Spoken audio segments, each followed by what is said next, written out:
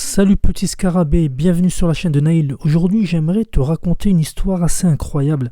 Tu sais, on parle souvent de l'île de Pâques et à juste titre,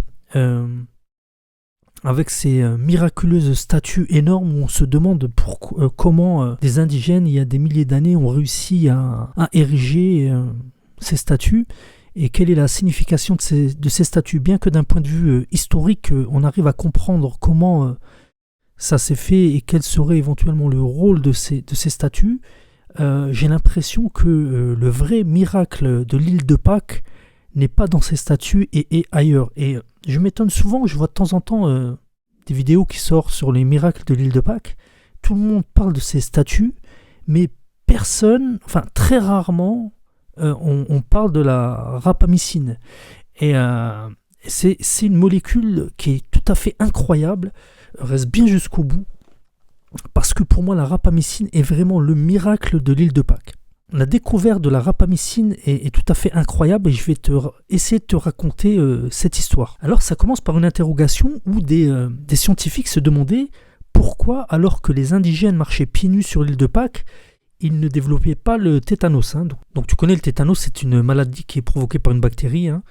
Si tu te coupes, surtout si tu fais du jardinage ou tu marches pieds nus justement et que tu te coupes, ces toxines peuvent être dangereuses et souvent mortelles. Et donc ils se demandaient pourquoi ces gens qui marchaient, ces indigènes qui marchent pieds nus sur cette île développaient très peu de tétanos finalement, ou pas de tétanos du tout. Il y a une quarantaine de médecins qui sont arrivés sur cette île en 1964, donc tu vois ça date, pour étudier le sol de l'île de Pâques. Donc ils ont divisé l'île en 67 parcelles et ont prélevé des échantillons dans toutes ces parcelles. Et donc finalement, tous ces échantillons ont été envoyés à une firme pharmaceutique qui s'appelait Ayerst. Et ce qui est bizarre, c'est qu'on n'a pas trouvé beaucoup de tétanos. Il y avait très peu d'échantillons qui contenaient du tétanos.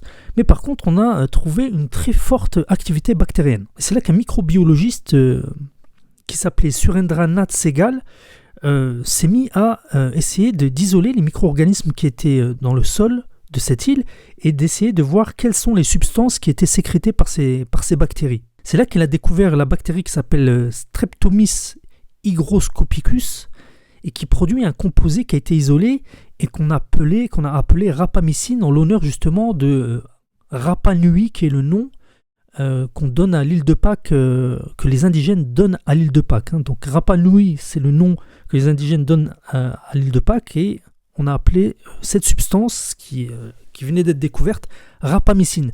Je crois même qu'il y a même une stèle sur le lieu où a été découverte la rapamycine, par rapport à l'échantillon qui a été prélevé. Si je la retrouve, je te mettrai l'image. Et dans un premier temps, on a découvert que cette substance, la rapamycine, était un puissant antifongique, donc contre les champignons. Donc ça, c'était déjà très bien, mais le problème, c'est qu'on a découvert plus tard que c'était aussi un immunosuppresseur. Donc il modulait, il diminuait la réponse immunitaire. Et ce qui pouvait poser problème, parce que imagine que tu as une plaie, que tu donnes ça pour lutter contre un champignon, tu risques en revanche d'attraper une bactérie si tu t'infectes. Donc c'était un peu compliqué. Mais les effets immunosuppresseurs étaient assez extraordinaires parce que, par ailleurs, la rapamycine ne semblait pas avoir de toxicité. Donc en général, les immunosuppresseurs qu'on connaissait à cette époque étaient bien pour diminuer l'immunité, mais par contre étaient très toxiques. Et par contre, pour la rapamycine, on n'a pas trouvé sa dose toxique. C'est-à-dire qu'on a donné à des souris tout un tas de rapamycine et on n'arrivait pas à les tuer avec. Ce qui veut dire que d'un point de vue toxicité, la rapamycine était très peu toxique. Donc on avait trouvé un bon compromis d'une substance qui pouvait diminuer l'immunité tout en n'étant pas toxique. Par ailleurs, le docteur Sehgal s'est aperçu que cette substance, donc la rapamycine, diminuer la multiplication cellulaire. Alors si tu ne sais pas, les cancers en général, c'est des cellules qui se multiplient de manière incontrôlée et qui ne font plus leur fonction d'une part et qui peuvent en plus aller ensuite pirater d'autres parties du corps. Donc c'est ce qu'on appelle des métastases. Donc si tu as des cellules au niveau de ton foie par exemple qui commencent à se multiplier, donc premièrement ils vont prendre de la place au niveau du foie et empêcher la fonction normale de ton foie, ce qui va te causer des problèmes de santé, mais en plus ces cellules folles vont pouvoir aller migrer dans d'autres organes comme le cerveau et les poumons, et ce qu'on appelle des métastases, et qui finissent à la fin par te tuer.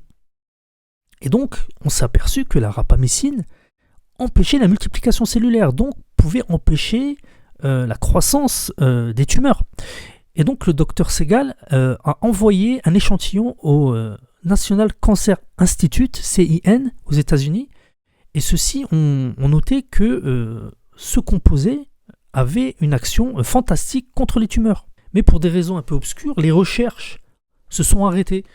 Et la société Ayerst, qui, pour aussi différentes raisons obscures où ils ne pensaient pas pouvoir se faire de l'argent sur cette substance, ont décidé de ne plus l'utiliser. Donc les instructions étaient de détruire tous les échantillons de la rapamycine. Mais notre fameux docteur Segal ne l'entendait pas de cette oreille et il voulait absolument pas détruire la rapamycine car pour lui c'était une molécule qui était très prometteuse. Donc qu'est-ce qu'il a fait ? Il a pris de la rapamycine chez lui, il l'a congelée et il n'a pas écouté les ordres de détruire la rapamycine. Et c'est resté comme ça pendant 5 ans. Donc pour la petite histoire, il aurait mis de la rapamycine dans une boîte, il l'aurait congelée, il aurait mis un scotch et cette boîte à côté des glaces et tout du frigidaire, il l'aurait mis à ne pas toucher. Ces histoires sont racontées par son fils par ailleurs. Donc c'est tout à fait extraordinaire, c'est que la société pour laquelle il travaillait a évolué, a fusionné avec d'autres sociétés, et quelques années après, donc plus de 5 ans après, qu'ils aient arrêté les recherches sur la rapamycine, ils se sont de nouveau intéressés aux médicaments immunosuppresseurs. Et donc là, ils se sont rappelés de cette molécule qui s'appelait la rapamycine, mais ils se sont dit que merde, il n'y en avait plus. Et c'est là que notre docteur Segal a dit qu'il en avait peut-être gardé.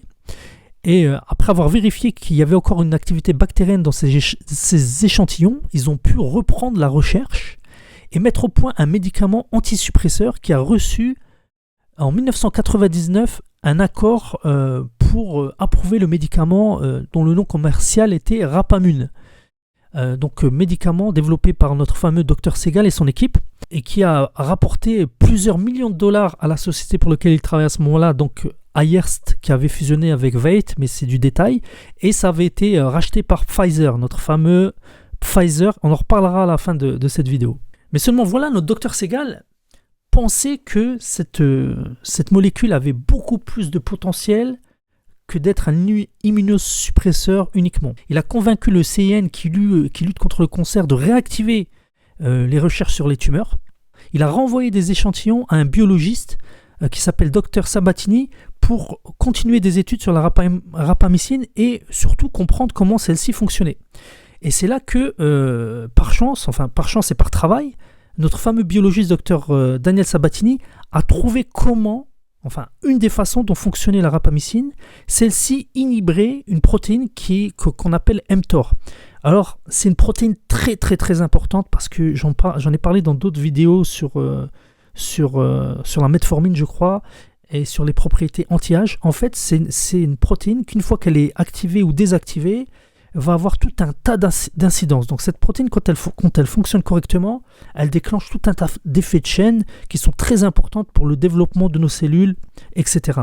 Et si vous inhibez cette protéine mTOR, vous désactivez tout un tas de mécanismes et vous en activez d'autres. Il faut savoir qu'en général, la protéine mTOR active des voies et il y a une autre voie qui s'appelle AMPK. Et ces deux voies, AMPK et mTOR, en général, sont antagonistes. Si vous boostez la mTOR, vous allez diminuer les voies AMPK. Et si vous diminuez le mTOR, vous allez booster les voies AMPK. Et le fait de diminuer ce que fait la rapamycine, l'activité des protéines mTOR, vont d'une certaine manière booster les voies de l'AMPK. Et ça a tout un tas d'avantages comme l'antivieillissement, anti-cancer, etc., etc. Mais ce n'est pas une vidéo pour rentrer dans les détails biologiques de ce fonctionnement. Il faut juste savoir que, imaginez, on fait juste une pause dans cette vidéo, à partir d'études du sol de l'île de Pâques, on arrive jusqu'à trouver une molécule fantastique et des voies de fonctionnement du système humain, à savoir la voie mTOR. C'est un truc, personnellement, c'est déjà fou.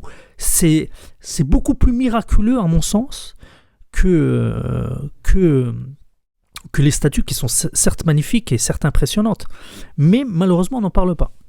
Donc maintenant, ce que j'aimerais te dire, c'est que justement, on a fait des tests, donc d'autres choses qu'on a trouvées. Donc grâce à cette inhibition de l'mTOR, on s'est rendu compte que en donnant de la rapamycine à des souris âgées, on pouvait allonger la durée de vie de ces souris et de manière significative. Et donc, grâce à la rapamycine, on a pu découvrir justement ces chemins biologiques que sont mTOR, mais on a pu aussi voir que ces chemins biologiques pouvaient, d'une certaine manière, nous aider à vivre plus longtemps. Donc il y a de plus en plus d'études prometteuses, des études sur la longévité. Donc tu peux voir ici, il y a tout un tas, je te laisse lire, je peux pas tout faire le travail pour toi, mais la rapamycine pourrait augmenter la longévité de manière significative sur des souris. Il y a des tests qui ont été faits, des études qui ont été faites sur des primates.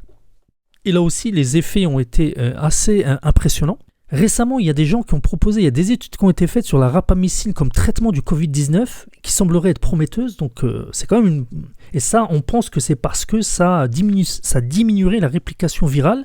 Donc, c'est vraiment une molécule qui a un champ d'action tout à fait fantastique.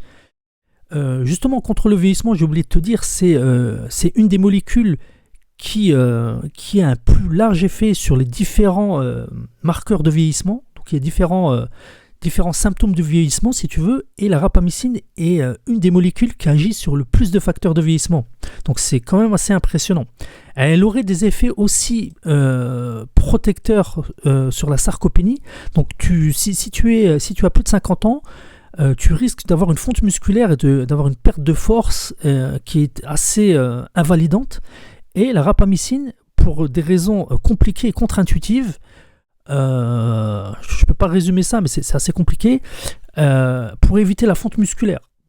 Donc, t'imagines, si tu as plus de 50 ans, c'est une molécule qui t'empêcherait de développer des cancers, qui t'empêcherait de perdre tes muscles et qui te donnerait de la longévité. C'est pas beau ça, et qui t'empêcherait en plus d'attraper le Covid, en tout cas qui te guérirait du Covid. Et un truc, pour la petite histoire, un truc que j'aimerais te raconter, c'est que apparemment le docteur Segal, donc celui qui vraiment était accroché à cette molécule depuis le début, a été diagnostiqué d'un cancer du côlon.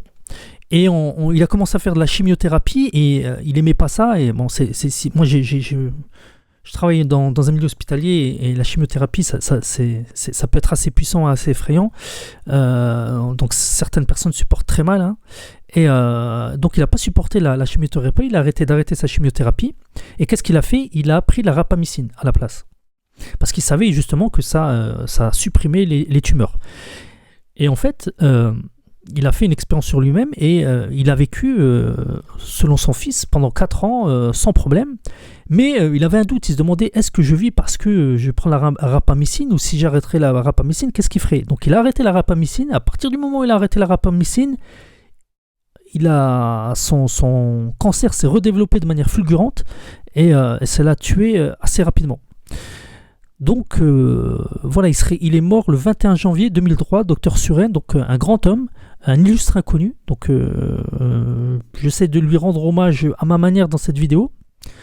Donc voilà, une molécule que je pense qu'il faut garder à l'œil. J'aimerais aussi te dire pourquoi je me suis intéressé à cette molécule. En fait, j'ai lu un superbe livre qui s'appelle « Pourquoi nous vieillissons ?» qui va être traduit en français. Moi, je l'ai lu en anglais, de David Sinclair. Et c'est dans son livre que j'ai entendu parler, enfin, du début de l'histoire. C'est pas aussi détaillé que ce que je viens de te raconter, mais c'est le premier qui a attiré mon attention sur la rapamycine et l'île de Pâques. À ce moment-là, avant d'avoir lu le livre, je ne savais pas que la rapamycine avait été découverte dans l'île de Pâques. Et ça a aiguisé ma curiosité, d'où cette vidéo aujourd'hui. Donc voilà, j'ai terminé. Donc si tu as aimé cette vidéo, n'oublie pas de liker, de partager cette vidéo. Si tu veux m'encourager à continuer sur cette voie, jette un coup d'œil. J'ai quelques formations que je vends à un prix vraiment très abordable. Et si tu veux si tu cherches un moyen de me soutenir, tu peux jeter un coup d'œil à mes formations et tu peux en prendre une. Sur ce, je te dis à bientôt pour de nouvelles vidéos.